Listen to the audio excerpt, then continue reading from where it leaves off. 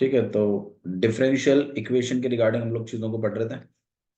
ठीक है, differential equation में मैंने आपको बताया था क्या होती है डिफरेंशियल इक्वेशंस। वो इक्वेशंस जिनमें D Y by D X आता है। अब D Y by D X आने के बाद फिर हमने पता किया कि भाई ऑर्डर और डिग्री दो चीजें होती हैं। हर डिफरेंशियल इक्वेशन में ऑर्डर होगा और डिग्री होगी। डिफरेंशियल इक्वेशन ऑर्डर क्या होता है भाई, ऑर्डर कैसे पता लगाते हैं? Highest power derivative. Highest derivative, highest derivative देखते हैं। हाईएस्ट डेरिवेटिव कौन सा है? ठीक है, उससे हम ऑर्डर का पता लगा लेते हैं कि ऑर्डर क्या चल रहा होगा। और हाईएस्ट डेरिवेट ऑर्डर के बारे में आप पता लगा सकते हो। अच्छा, डिग्री पता लगाने के लिए सबसे पहले उसको क्या होना चाहिए? डिफरेंशियल पॉलिनोमियल होना चाहिए। क्या होना चाहिए? डिफरेंशियल। अब डिफरेंशियल पॉलिनोमियल कैसे पता लगाते हैं, है कि नहीं है? D Y by D X कहाँ नहीं होना चाहिए? किसी ट्रिग्नोमेट्री के एंगल में नहीं होना चाहिए, पावर में नहीं होना चाहिए, है ना। ई की पावर ऐसे D Y by D X नहीं आना चाहिए। डिनोमिनेटर लॉग के एंगल में नहीं होना चाहिए D Y by D X. नमस्ते। बता जी, बस गौर करिए यहाँ पर। तो डिफरेंशियल पॉलिनोमियल होना चाहिए पहले। डिफरेंशियल पॉलिनोमियल होने से कौन सी चीजें रोकती हैं? ट्रिग्नोमेट्री के एंगल में नहीं होना चाहिए, किसी की पावर में नहीं होना चाहिए, लॉग के एंगल में नहीं होना चाहिए, और डिनोमिनेटर में पावर में नहीं चाहिए, किसी की भी पावर में नहीं होना चाहिए dx। ठीक है। अच्छा जी, अगर बाई चांस ये सारे डिफरेंशियल पॉलिनोमियल है, मतलब ये सारी चीजें फॉलो नहीं हो रही है, नॉर्मल में लिखा हुआ है, तो डिफरेंशियल पॉलिनोमियल बन जाएगा। डिफरेंशियल पॉलिनोमियल बन जाएगा। उसके बाद डिग्री का कैसे पता लगाते हैं? डिग्री का पता लगाने के लिए जो भी आपका हाईएस्ट डेरिवेटिव था उस टाइम पर, हाईएस्ट डेरिवेटिव जो भी था, उसकी पावर, उसकी पावर क्या कहलाती है? डिग्री कहलाती है। एक एग्जांपल ले लेते हैं। जैसे मान लीजिए आपके पास है D Y by D X, power यहाँ पे डेरिवेटिव कर दिया, plus sine Y equal to में लॉग एक्स और plus D Y by D X की पावर 3।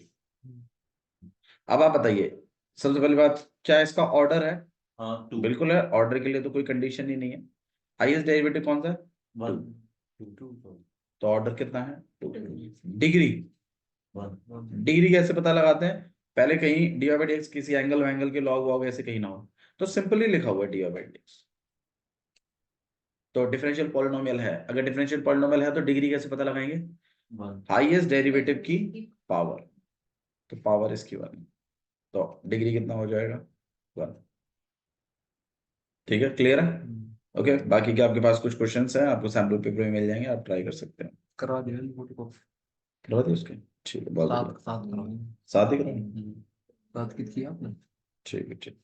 पूरी करा, फिर सोल्यूशन वोल्यूशन देख लेता हूँ। नहीं, साथ की थी, साथ मेट्राइजल डिटरमिनेंट जो हो गए हैं उसके सोल्यूशन के लिए। दिक्कत नहीं। ठीक है, 25 रुपये लेंगे, ठीक वो तो कहना सिंपल है यार, वो करवा लो अपने।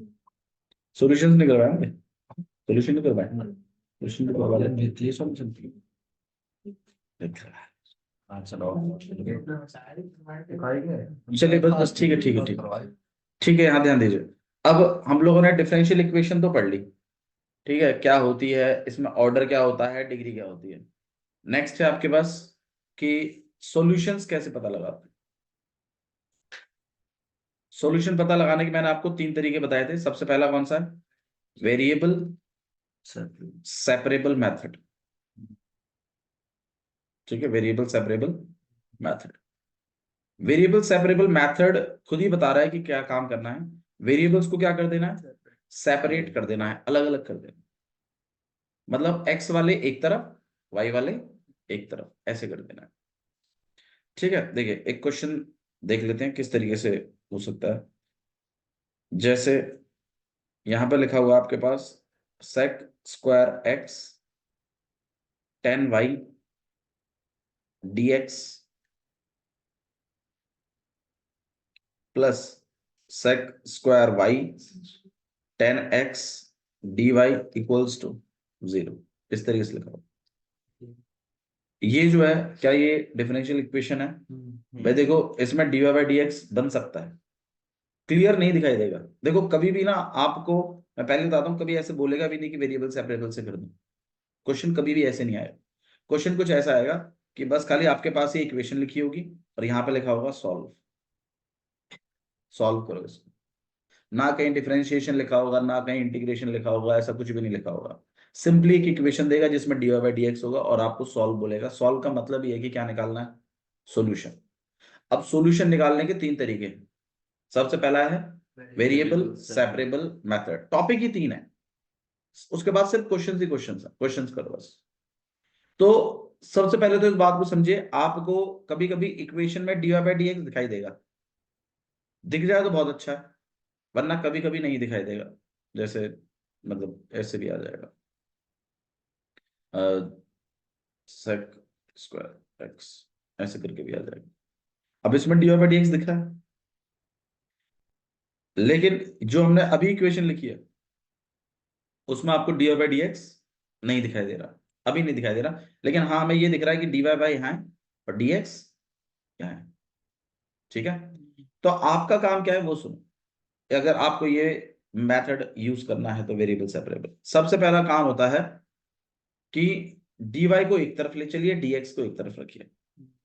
तो हम यहाँ पर sec square x 10y and dx को रख रहे हैं और दूसरी तरफ हम ले जाएंगे तो ये कितना हो जाएगा, sec स्क्वायर y 10x और dy।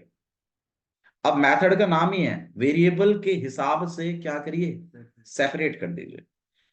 तो सबसे पहला हिसाब किताब है कि dx और dy ऊपर रहेंगे न्यूमरेटर में, dy वाली जितनी भी टर्म्स है y वाली वो dy के साथ चिपकेंगी, और जो dx मतलब x वाली है वो किसके साथ रहेंगी, x के साथ रहेंगे।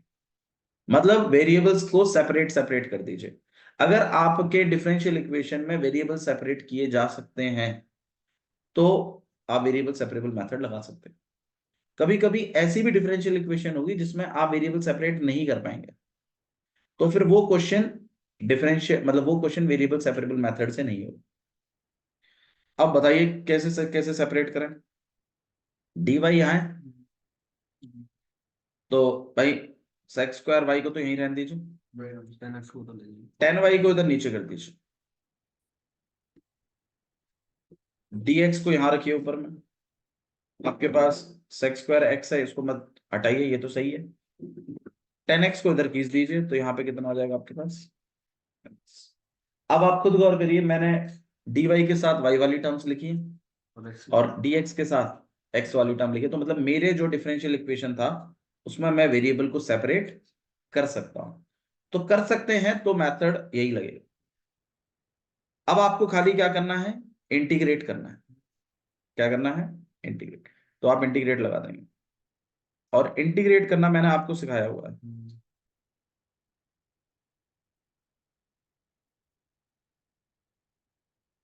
अब आप बताइए इसका इंटीग्रेशन कैसे करेंगे।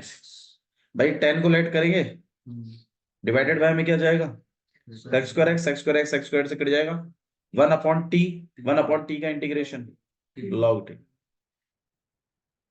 इंटीग्रेशन मैडम इतना टफ नहीं है कि आपको नहीं आता है, आसान है इंटीग्रेशन।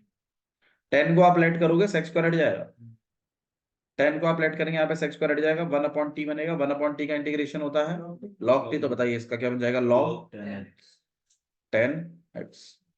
इधर देखेंगे हम तो यहाँ पे भी 10y का कुछ ऐसा हिसाब किताब है। आप 10y को लेट करोगे यहाँ पे कितना हो जाएगा, 1/सेक्स स्क्वायर y, फिर सेक्स स्क्वायर से सेक्स स्क्वायर कट जाएगा, 1/t फिर log t। तो log 10y और प्लस का एक सिंगल सी लगता है, दोनों का सी मिलाकर एक ही जगह काउंट करना है। अच्छा, जितनी भी डिफरेंशियल इक्वेशन आप सॉल्व करेंगे, चाहे तीनों में से कोई सा भी मेथड लगाओ, वो ध्यान रखिएगा 1 ऑर्डर 1 डिग्री की होनी चाहिए।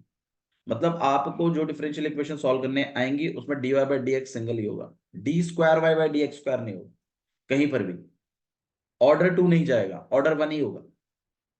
और उसके ऊपर जो पावर यूज होगी वो भी एक ही होगी। मतलब आपको सिंपल dy बाई dx आएगा अगर आएगा क्वेश्चन, वरना डबल डेरिवेटिव का आपको सॉल्व करने को नहीं आएगा। 12th में से 1 ऑर्डर 1 डिग्री की ही डिफरेंशियल इक्वेशन आती है सॉल्व करने के लिए। ठीक है, तो आपने इस तरीके से अलग अलग कर दिया। अब आपको कुछ नहीं करना, बस खाली चीजों को एक तरफ कर दीजिए, ज्यादा मैंने तो यहाँ पे log 10x, वरना यहाँ तक छोड़ दें तो भी सही है, यहाँ छोड़ देंगे तो चल जाएगा। हालांकि थोड़ा बहुत जो log का ज्ञान रखते हो वो एक तरफ जब आप करेंगे इसको, तो 10x और प्लस का log 10y इक्वल टू में c, दोनों में log प्लस प्लस में है, तो आप इसको लिख सकते हो log 10x अपॉन में multiply, sorry 10y equal to में c, इतना छोड़ देंगे तो भी चल जाए। समझ में आया क्या करना है? एक डिफरेंशियल इक्वेशन होगी, वेरिएबल सेपरेट करने हैं, x एक तरफ y एक तरफ, ठीक है, और फिर उनको क्या करना है, इंटीग्रेट। ठीक है, समझ में आया? एक दो क्वेश्चन और कर लेते हैं, मैं आपको नहीं भेजा, मन को मैं करा दूंगा, मैं करा दूंगा। इधर ध्यान दीजिए, dy बाई डी एक्स है, यहाँ पे 1 प्लस एक्स स्क्वायर है। हाँ भाई, तो वेरिएबल सेपरेबल मेथड में बहुत ही अच्छा होता है जब dy बाई डी एक्स दे देते हैं ऐसे करके, क्योंकि पहली बात तो दोनों मेरे को न्यूमरेटर में चाहिए। अभी बताइए डिनोमिनेटर में dx है ना, तो ये चीज नहीं चलेगी। तो एक dy को तो इधर रख लीजिए, dx को इधर क्रॉस मल्टीप्लाई के थ्रू ऊपर भेज, यहाँ पे आपने dx भेज दिया। अब बताइए क्या करना चाहिए? 1 प्लस एक्स स्क्वायर को मुझे यही रखना चाहिए ना, और ये 1 प्लस वाई स्क्वायर को मुझे इधर भेज देना चाहिए, तो यहाँ पे हो जाएगा। तो क्या वेरिएबल सेपरेट हो गए? आंसर है यस, बिल्कुल हो गया। अब क्या करना है, इंटीग्रेट, यहाँ पे आप लिखेंगे इंटीग्रेट बोथ साइड, तो यहाँ पे इंटीग्रेशन लग जाएगा 1 अपॉन में 1 प्लस वाई स्क्वायर, और यहाँ हो जाएगा 1 प्लस एक्स स्क्वायर डीएक्स। अब आप बताइए ये किसका इंटीग्रेशन? tan इनवर्स का, तो tan इनवर्स y, और ये x प्लस में x क्यूब बाय 3 1 का नहीं होगा, 1 का x होगा, एक्स स्क्वायर का क्या हो जाएगा, प्लस c प्लस, बस इतना छोड़ दीजिए, चल जाएगा। बताइए मुश्किल है वेरिएबल सेपरेबल, लेकिन वेरिएबल सेपरेबल के लिए वेरिएबल प्रॉपरली सेपरेट होने चाहिए। अगर वेरिएबल सेपरेट नहीं हो रहे हैं तो नहीं कर सकते। ठीक है, अच्छा जी, एक और देख लेते हैं। देखिए कुछ ऐसा है, y log y dx minus x dy equals to, क्या करना चाहिए बताइए? करना क्या चाहिए, इसको उधर ले चलते हैं, यहाँ पर x dy हो जाएगा, यहाँ पर y log y and dx हो जाएगा। अब क्या करना चाहिए, x को तो इधर भेज देते हैं और इस चीज को उसके अपॉन में भेज देते हैं, तो यहाँ हो जाएगा 1 अपॉन में y log y, dy ऊपर रहेगा, और इस x को जो आप यहाँ भेजोगे तो 1 अपॉन x dx। अब क्या करना चाहिए, log x इंटीग्रेट कर दो, अब इंटीग्रेट बोथ साइड, तो यहाँ पे 1 अपॉन x का इंटीग्रेशन कर देंगे, यहाँ पे 1 अपॉन y log y का कर देंगे। 1 अपॉन x का क्या होता है, log x, इसमें कैसे करोगे, log y को लेट कर log y को लेट करोगे, log y को आप लेट कर देंगे t बना के, फिर क्या बन जाएगा, ये 1 upon y dt upon dx आपने वहां भेज दिया, यहाँ पे आ जाएगा y dt, y से ये वाला y कट जाएगा, फिर यहाँ पे बनेगा आपके पास 1 अपॉन टी का क्या होता है, log t, तो log y प्लस और प्लस का, आप चाहे तो t लगा के भी कर सकते हैं, कोई दिक्कत नहीं। ठीक है, क्लियर है? तो इस तरीके से आप करेंगे, दोनों तरफ लॉग चल रहा है तो एंटी लॉग बोथ साइड भी कर सकते हैं। इस लॉग को उधर भेज दिया आपने, ई की पावर बन जाएगा, लॉग से लॉग कट जाएगा, और ये सी भी पावर में चढ़ेगा, ध्यान रखिएगा। पर आप पहले इतना करना सीखिए, वो आगे हम सीख लेंगे ये और कैसे करते हैं और क्या बढ़ता है, लेकिन आप पहले नॉर्मल सीख लीजिए। ठीक है, अच्छा जी, इसके बारे में बताइए, इसको कैसे करेंगे, ई की power x 10y dx plus 1 minus e की पावर x, यहाँ पर sec square y dy equals to 0। इसको जीरो वाली तो इसमें इसमें बेसिकली काम ही दो हैं, एक तो अलग अलग करना और उसके बाद इंटीग्रेट करना। मेरे ख्याल से यही दो स्टेप है इसमें, वेरिएबल सेपरेबल मेथड में बस यही चीज होती है, सिंपल बहुत। आएगा तो 2 नंबर पर फंसेगा। ठीक है। अच्छा जी, भैया मान लीजिए सेपरेट नहीं हो पा रहे, फिर क्या करना है? फिर आपके पास दो ऑप्शन और बचते हैं, दो ऑप्शन और हैं जो कि दो मेथड थे हमारे पास और, तो वो सुन लीजिए क्या है, उसको कराओ, सिखा दो उसको। मतलब ये तो आप सीख गए, ठीक है, बाकी इसको और सेपरेट कर लेते हैं, लाओ चलो, तो लिख ही लिया तो कर ही देते हैं। क्या करना है बताओ इसमें? जीरो की तरफ ले लो। इसको उस तरफ ले चलते हैं, तो यहाँ हो जाएगा -1 माइनस e की power x sec square y dy। यहाँ क्या हो जाएगा? e की power x tan y dx। अब क्या करना?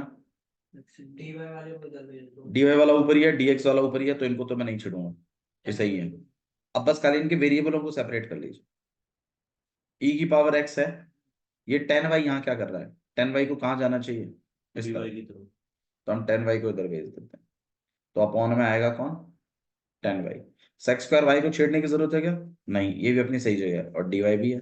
हाँ, ये चीज यहाँ नहीं चाहिए, तो ये यहाँ आ जाएगी, ये मल्टीप्लाई में इधर जाएगी, तो कहाँ चली जाएगी? डिवाइड में। इस माइनस के इम्पैक्ट से आप इनके साइनों को बदल सकते हैं, तो मतलब यहाँ हो जाएगा e की पावर x -1 और dx। क्या वेरिएबल सेपरेट हो गए? हाँ, बिल्कुल। अब क्या करना है? इंटीग्रेट कर दो। इसका तो मेरे ख्याल से प्रॉब्लम नहीं आना चाहिए, tan y को लेट करोगे सेक्स स्क्वायर कट जाएगा, 1 अपॉन, log 10 तो यहाँ पे बनेगा log tan y और प्लस का c। इसमें बताओ क्या करना log e चाहिए? की पावर x। e की पावर x -1 बस, ये दोनों को लेट कर दो। पूरे को लेट करने में क्या दिक्कत है? e की पावर x आएगा, वो काट देगा, 1 अपॉन t बन जाएगा e की पावर x। हाँ, तो वो t माइनस, हाँ तो भी ठीक है। तो इसमें आप e की पावर x -1 को क्या कर लीजिए? लेट कर दीजिए। क्या बनेगा इसका? e की पावर x t का dt अपॉन में dx, dx वहां भेज दिया, यहाँ dt अपॉन में, तो यहाँ कितना हो जाएगा? e की पावर x अपॉन में t, यहाँ पे हो जाएगा dt अपॉन में e की पावर x, e की पावर x 1 अपॉन t का क्या होगा? log t। तो आप इसको लिखोगे log t की जगह क्या लिखेंगे हम? e की पावर x -1 इक्वल टू में log 10y 10y and plus कर दिया। तो दो स्टेप में बस, खाली वेरिएबल्स को अलग करना है और इंटीग्रेशन कर देना। उसके बाद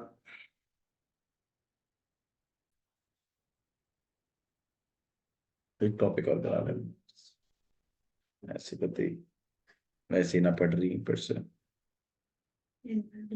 हाँ भाई, नेक्स्ट टॉपिक है, अगर आपका वेरिएबल सेपरेबल से हो गया काम तो बहुत बढ़िया है, वरना आपको लीनियर डिफरेंशियल से कर लीजिए, लीनियर इक्वेशन से कर लीजिए। ये लीनियर इक्वेशंस, इसमें क्या है ना, इसमें दो पैटर्न है। मतलब एक तो आपको या तो इस फॉर्मेट में लेके आओ, dy by D x plus Y, ऊपर dy बाई डी एक्स है ना, तो y लगेगा, ओके। या तो इस पैटर्न में ले आओ,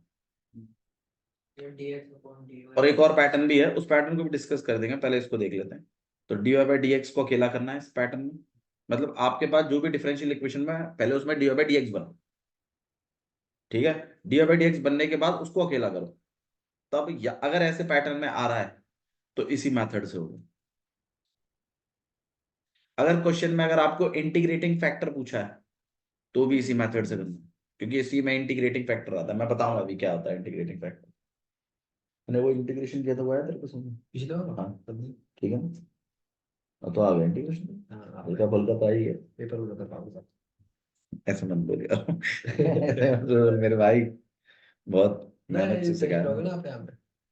हाँ, कल नहीं नहीं हुई है नहीं, अगले संडे को है। इस संडे टेस्ट में कल चलिए संडे को चलिए, बुलाओगे? नहीं कल नहीं, कल मैं एक्चुअली मैं खुद कहीं जा रहा हूँ। बहुत बार था पर मैसेज देख लिया। dy by D x plus P Y equals to Q. हाँ, तो अगर dy बाई डी एक्स है तो ऊपर में क्या चलाना है, y, और इसके साथ दो चीजें और लिखी रहेंगी, एक p है और एक q है। यहां पर p और q जो हैं ये या तो कांस्टेंट होंगे और या तो ये x के फंक्शंस होंगे। मतलब आपको समझो क्वेश्चन कैसा आएगा, आपको सॉल्व लिखकर आएगा एक डिफरेंशियल इक्वेशन। सबसे पहला काम है आपको उसमें क्या बनाना है, dy बाई डी एक्स। फिर वेरिएबल अलग अलग करके देखने हैं, क्या वेरिएबल अलग अलग हो रहे हैं, अलग अलग नहीं हो रहे हैं तो फिर क्या करना है, dy बाई डी एक्स को अकेला करना है। फिर इस फॉर्मेट में चेक करना है कि क्या इस फॉर्मेट में बन रहा है। उसमें क्या होगा, dy बाई डी एक्स के बाद प्लस लिखकर एक जगह y लिखा होगा जो कि ये होगा, और उसके साथ एक और चीज लिखी होगी। तो या तो वो फंक्शन ऑफ x होगा और या तो वो कांस्टेंट होगा। मतलब मान लीजिए अगर कुछ ऐसा लिखा आ गया, जैसे मान लो dy बाय डी एक्स और plus Y equal to sine X. आप बोलो भैया इसमें तो कुछ लिखा ही नहीं है, वन लिखा हुआ। तो p की वैल्यू कितनी है, 1, और q की वैल्यू कितनी है, साइन एक्स। बोलो ठीक है। तो इस फॉर्मेट में आपको मैच कराना है उसको, dy by D x plus P Y equals to q, जहां p और q क्या होंगे, या तो ये कांस्टेंट होंगे और या तो ये x के क्या होंगे, फंक्शन होंगे। पूजा कहाँ है, ध्यान है। अगर ऐसा है तो आपको क्या कैलकुलेट करना है, इंटीग्रेटिंग फैक्टर, आईएफ बोलते हैं। और इंटीग्रेटिंग फैक्टर कैसे कैलकुलेट करते हैं वो सुन लीजिए, e की पावर पी डीएक्स, क्योंकि p जो है या तो वो कांस्टेंट है या तो वो x का फंक्शन है, तो पीछे dx ही लगेगा। इसको इंटीग्रेटिंग फैक्टर कहते हैं। एक नंबर में ये क्वेश्चन 100% आएगा, एक डिफरेंशियल इक्वेशन दे देगा, आपको बोलेगा इसका इंटीग्रेटिंग फैक्टर कैलकुलेट कर दो। तो सबसे पहला काम होगा उसको इस फॉर्मेट में बिठाना, फिर उसका p पता लगना, फिर उसको e की पावर p का क्या कर देना, इंटीग्रेशन। ठीक है, आता है, आप सैंपल पेपर में भी चेक करोगे आपको मिलेगा। जब ये निकल जाएगा तो उसके बाद आपको सॉल्यूशन के लिए एक इक्वेशन दी हुई है, वो सॉल्यूशन की इक्वेशन देखिए, y into integrating factor equals to, integration करना है q multiplied by integrating factor of dx। तो अब आप यहां पर अगर गौर करो तो दो ही जगह इंटीग्रेट, इसमें काम तीन है। सबसे पहला इस फॉर्मेट में लाओ, दूसरा p का इंटीग्रेशन करिए, तीसरा q इंटू इंटीग्रेटिंग फैक्टर का इंटीग्रेशन। तीन काम है किसके अंदर, लीनियर डिफरेंशियल इक्वेशन में। तो मार्क्स भी तीन ही मिलते हैं, पहले फॉर्मेट में लाने का, फिर पी डी एक्स करने का, फिर आपको q इंटू आई एफ करने का। सिंपल स्ट्रेट फॉरवर्ड क्वेश्चन आता है 3 नंबर के लिए, बिल्कुल सटीक क्वेश्चन। ठीक है, 5 नंबर में गया तो थोड़ा इंटीग्रेशन टफ हो सकता है अगर 5 नंबर में गया सेक्शन डी में, वरना 3 नंबर में फंसता है क्वेश्चन। ठीक है, ओके।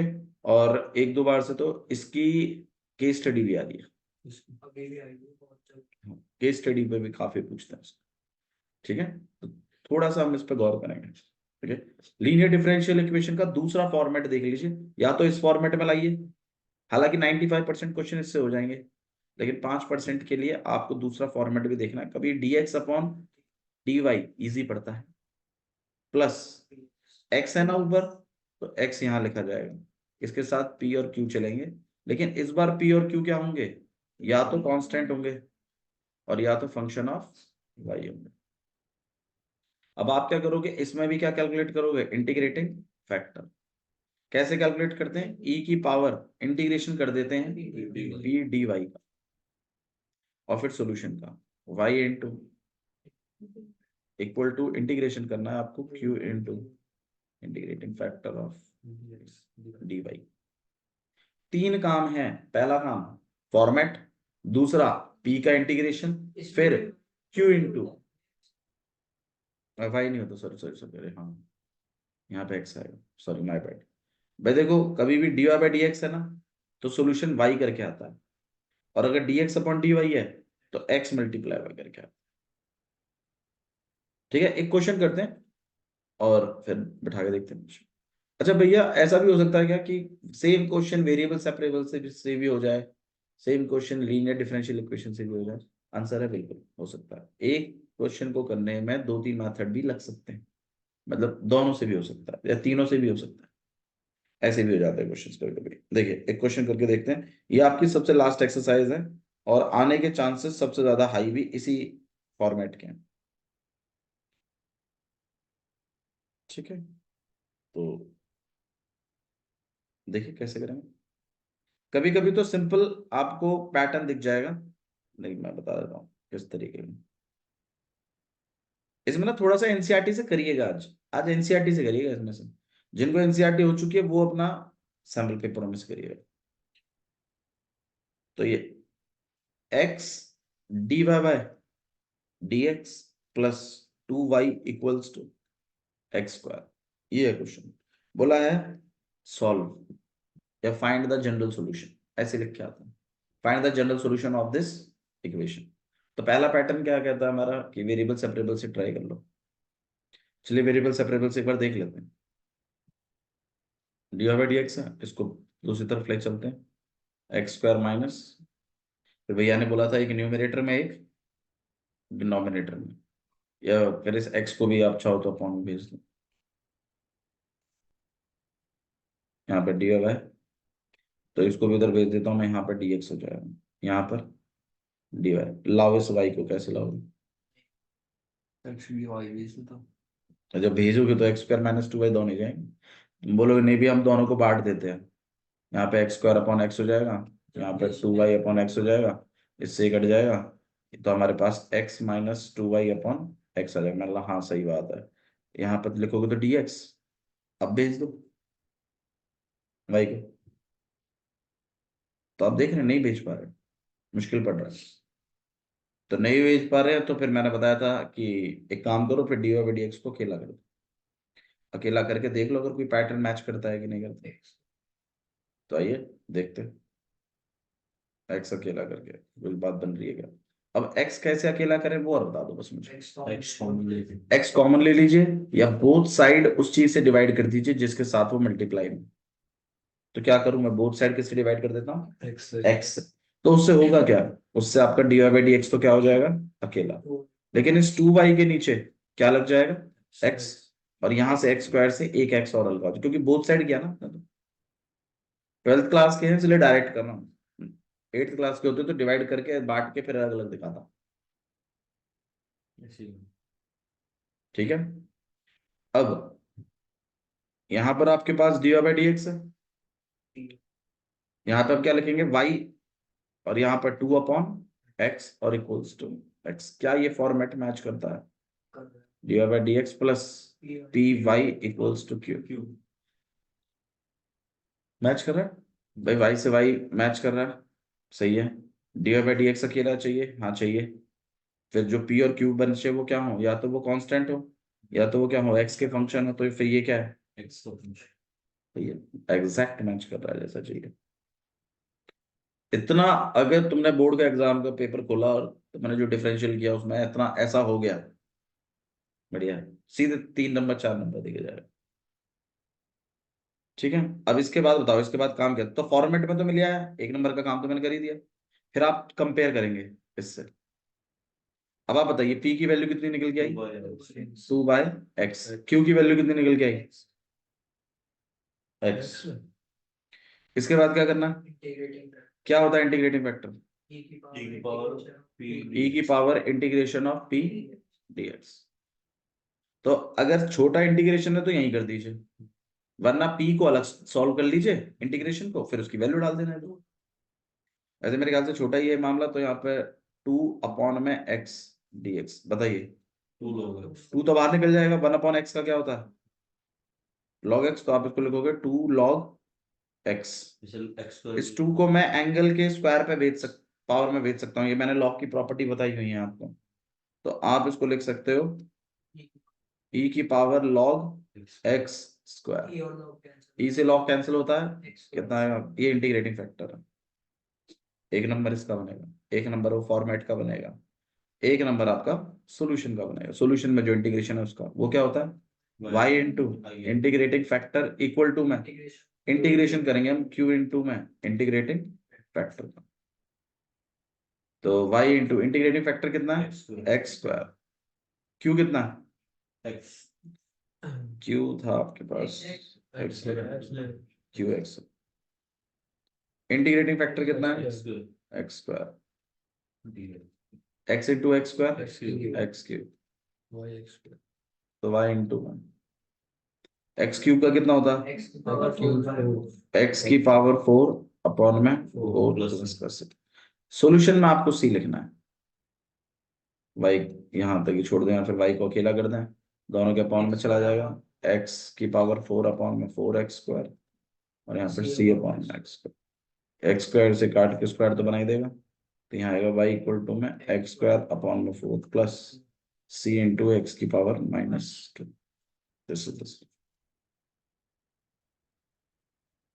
कितना मुश्किल है बहुत बहुत सच में आसान नहीं है मुश्किल सही में मुश्किल नहीं है यार सही में मैंने भी जब डिफरेंशियल इक्वेशन सीख लिया था ना तो मुझे बाद में मैं यार इतना मुश्किल भी नहीं था जितना अपन सोच रहे थे ए वाई कितना मुश्किल ज्यादा नहीं मैंने 3 क्लासों में खत्म किया है अब लेक्चर 1 लेक्चर 2 लेक्चर 3 देख लेंगे डिफरेंशियल इक्वेशन कल एक क्लास ली थी आज एक क्लास ली एक और बच रहा है होमोजेनियस टोटल 6 दिनों में 2 चैप्टर खत्म कर दिए मुझे अभी कराओ होमोजेनियस भी करा सकते हैं कोई दिक्कत नहीं लेकिन नहीं कराएंगे फिर बाद में बच्चे बोलेंगे तो हमारे आगे पढ़ा दी एक दो क्वेश्चन और कर लेते हैं लिनियर के आप ट्राई कर लीजिए थोड़ा सा नहीं तो देखो क्वेश्चन नंबर एक एग्जांपल मैं आपको और करा देता हूँ देखो इसमें देखो y dx minus X plus 2y square dy equals to 0 इसको इधर भेज दो क्या इसमें dy बाई dx है आपके पास dy बाई dx वैसे तो है लेकिन बना हुआ है क्या सबसे पहला काम क्या dy बाई dx बनाओ फिर नेक्स्ट काम क्या उसको अकेला करो फिर फॉर्मेट मैच कराओ तो आइए बनाते हैं इसको उधर भेज देते हैं उधर जाके किसका हो जाएगा ये प्लस का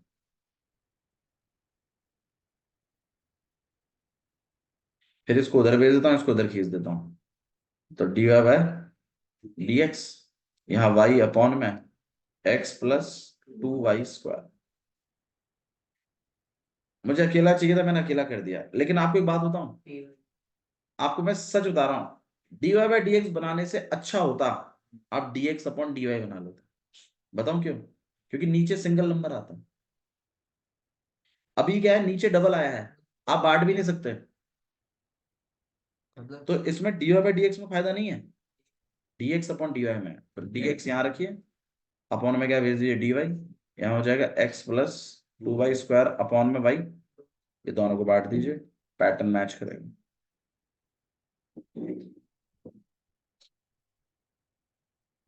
अब फॉर्मेट क्या था dx upon dy plus px equals to में क्यू अब इसको इधर खींच दीजिए